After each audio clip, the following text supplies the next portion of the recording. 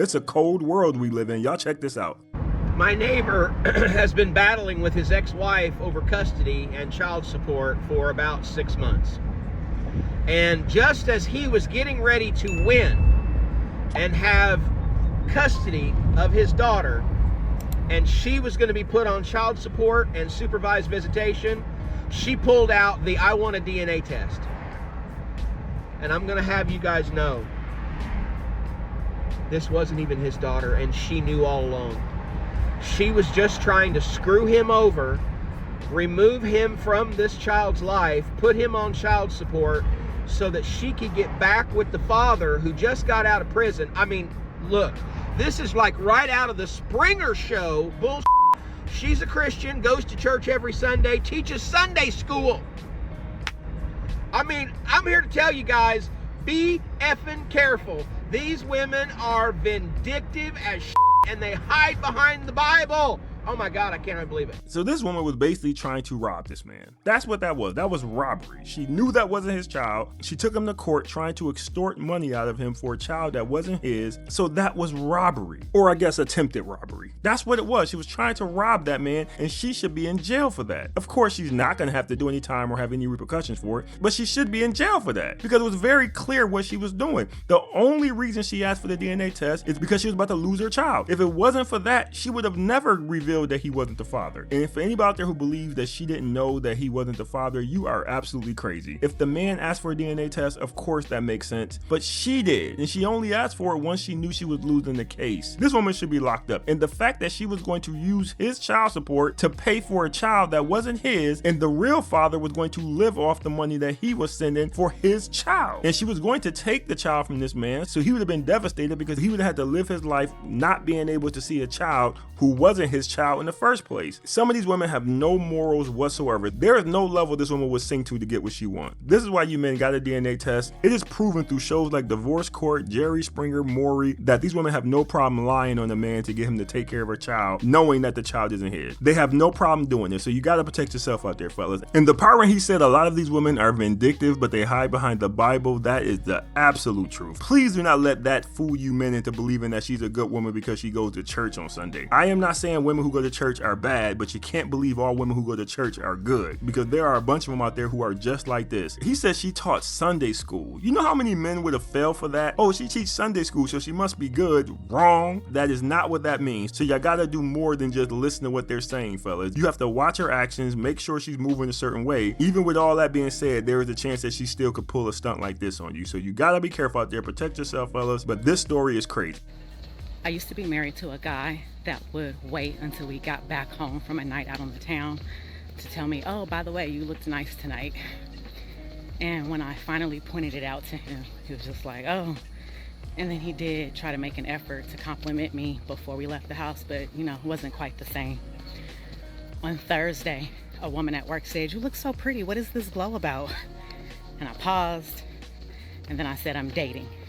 I thought it was a cute story, so I texted to the guy I've been dating for a few weeks, and he said, let me see. He wanted me to take a picture of what I looked like that day so he could see the glow. And I responded, come see me. And he said, I'll be there in 20. And then 20 minutes later, he pulled up to my job because he wanted to see in person this glow that was making me look so pretty to other people. And I love that for me.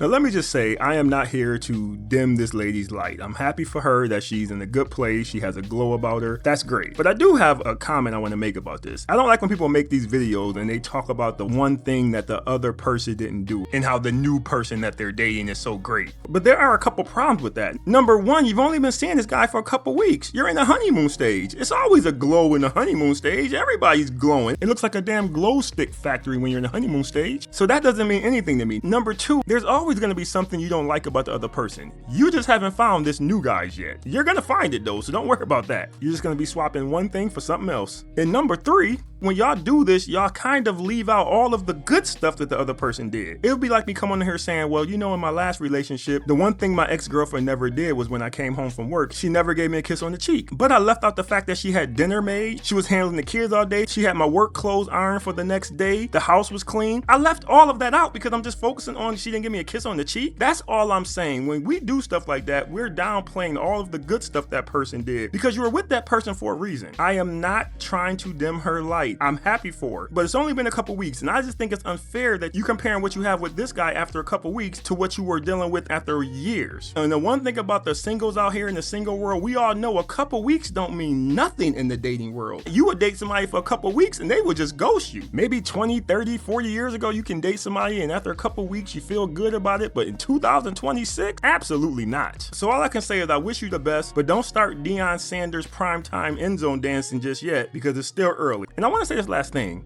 She said that he was only complimenting her when they got home after the event. He told her she looked nice. He never told her before they left. Maybe it's just me, but I don't really think that's a big deal. I get it. It's her thing. She wanted to compliment beforehand, but there are a lot of men out there who don't compliment their girls at all. There are a lot of women who don't compliment their men at all. So all I'm saying is if you are out there expecting a man to be perfection, this new guy is going to be the old guy real quick. That's all I'm saying. Can we talk about how weird it is? I could joke about my husband and everybody laughs. But the minute I talk about how much I love him, how he's a great father, how I love spending time with him, people act like I'm pretending. Why is it so controversial for a wife to actually love her husband?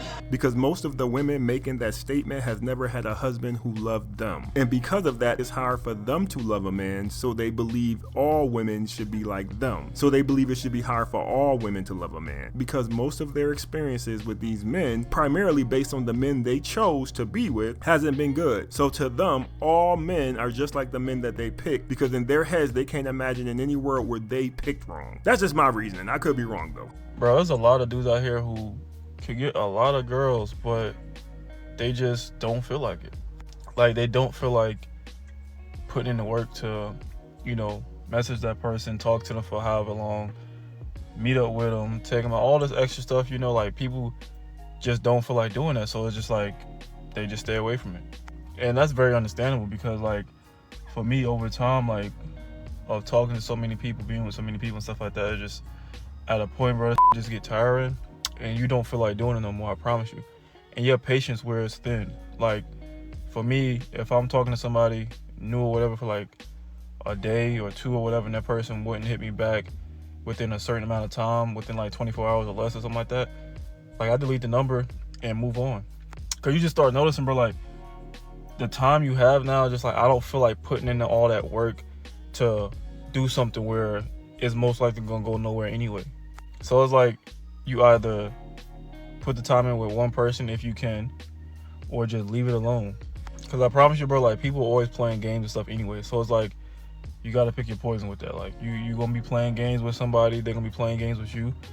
Or you just stay away from it as long as you possibly can and get a break from it or whatever and then get back into it. Like, that's up to you. I understand everything this man is saying. I've been there myself. You get to a certain point, you just don't want to do it. You don't feel like it. You'd rather go home and do something else. I believe the problem is I don't think a lot of women understand what they are to men. I know all of them think they're special and they're different from everybody else, but honestly, most of you are exactly the same. And us men know that. So when it comes to going out trying to meet a girl and go on dates and take her here, take her there, it's just exhausting to some of us men. They require a lot from a man. And you got to understand, men and women are so different. Men don't necessarily need a lot from a woman when they're dating. But women, in most situations, they need a lot from a man when they're dating. And for the women who don't understand this, let me give you an example. There are a lot of single mothers out there and they have a boy. And that boy, when he's a certain age, between like 5 and 10, he has so much energy. All he wants to do is fight, jump around. He's on the couch doing wrestler moves. She can't do anything without him running behind her, doing some type of activity. He's trying to put her in a headlock. He's grabbing her leg. He's shooting her with a dart gun. He's doing something to her because that is how a lot of boys are when they're in that age group. He has a lot of energy and it is very exhausting for women. Kieran, get down. Kieran, don't get up there. Kieran, we don't get up there. Kieran, do you hear me? Kieran, Kieran. Bofos, I'm tipping. Wood grain, I'm gripping.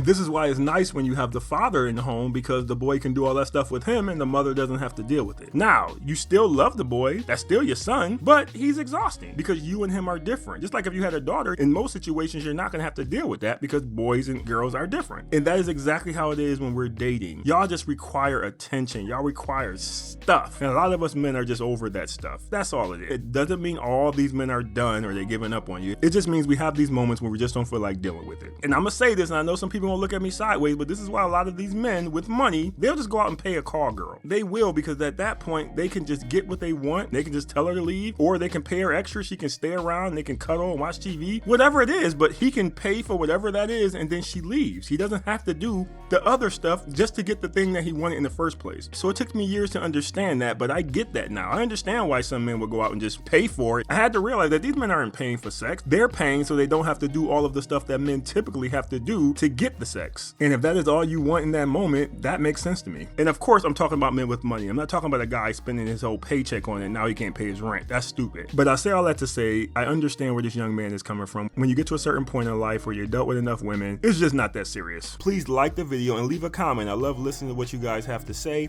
And don't forget to hit that hype button because it really helps me out with the algorithm and I really do appreciate it. Thanks for watching. See you next time.